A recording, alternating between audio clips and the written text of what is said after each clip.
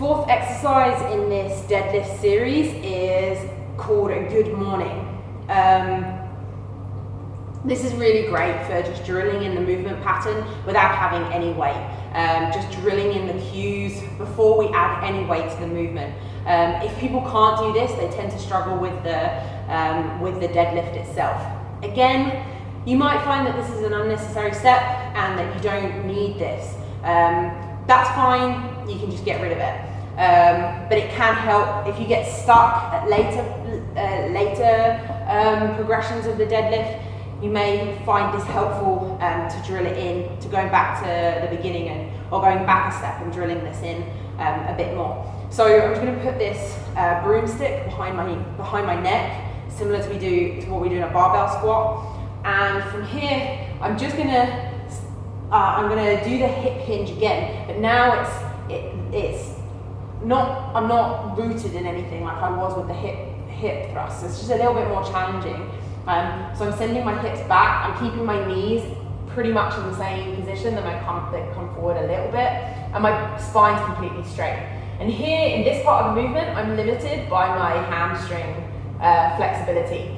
I can't go any further. If I go any further down, I start to bend from the spine. I'm not bending from my hips anymore. It's really important that in the deadlift, the hip extension is what's doing the work, and not work from extension of the spine.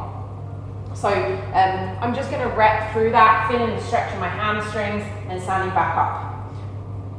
Send my bum back, feeling the stretch in the hamstrings, stand back up. This is the time to really get the trainee to understand where that limit of their range of motion is. Someone more flexible than me will get much lower and it will look, or might even be able to do a stiff leg deadlift or stiff legged good morning and get way lower. That's fine if they can do that without the back bending, but it's about you finding what your end range of motion is and just drilling in that movement pattern.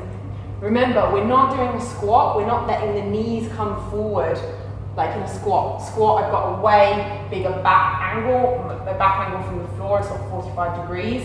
And my knees are coming way forward. Look at that ankle range of motion. In a good morning and ultimately in a deadlift, I'm sending my bum back and my ankle stays in a big angle, and my hip swap closes. My back's still completely straight, but my angle to the floor is different to the squat.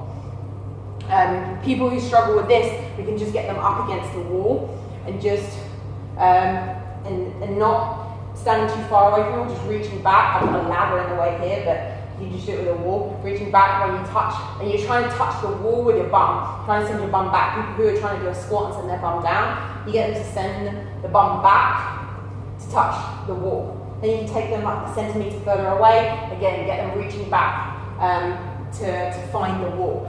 Keeping their back straight all the time. We don't want any curving the spine. This is where we can come back to our previous cues. Straighten your back, stick your bum out, and we're going to drill that in really, really early on. So that's the good morning. In the next stage, we're going to move on to an actual deadlift.